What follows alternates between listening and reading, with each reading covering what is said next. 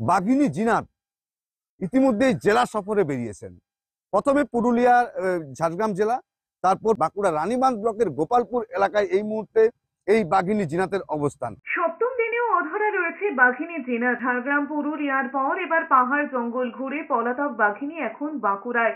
বন দপ্তরের একটি সূত্রের খবর, শনিবার সকালে কুমারী নদী পার করে কাঁসাইয়ের পা ধরে এগিয়েছে জিনাত। পুরুলিয়ার মানবাজার 1 নম্বর ব্লকের ধানারা পেরিয়ে বাঁকুড়ার মুকুটমণিপুর জলাধারের কাছাকাছি পৌঁছে গিয়েছে সে। খবর পেয়ে জেলা বন দপ্তর তৎপর, কিন্তু বাঘিনীকে এখনো বাগে পাওয়ার খবর মেলেনি। বন দপ্তরের আশঙ্কা, কাঁসাই জলাধার পার করে দক্ষিণ বাঁকুড়ার 12 মাইল জঙ্গলে ঢুকে যেতে পারে শিমলিপাল থেকে পালিয়ে আসা জিনাত। শুক্রবার রাত 8:30 নাগাদ ডাংরাদি মোড়ের ঘেরা জালের ফাঁক দিয়ে পালিয়ে যায় সে। বন দপ্তরের কর্তারা মনে করছেন এখনো পুরুলিয়ার গোপালপুর মানবাজার এলাকায় রয়েছে বাঘিনী। স্বভাবতই বাঘিনীকে ঘিরে এবার বাঁকড়া সংশ্লিষ্ট তল্লাটে যেমন আতঙ্ক ছড়িয়েছে, একই সঙ্গে কৌতূহলও তৈরি হয়েছে এরপরে কোথায়। তবে কি আবার সেই লালগড়?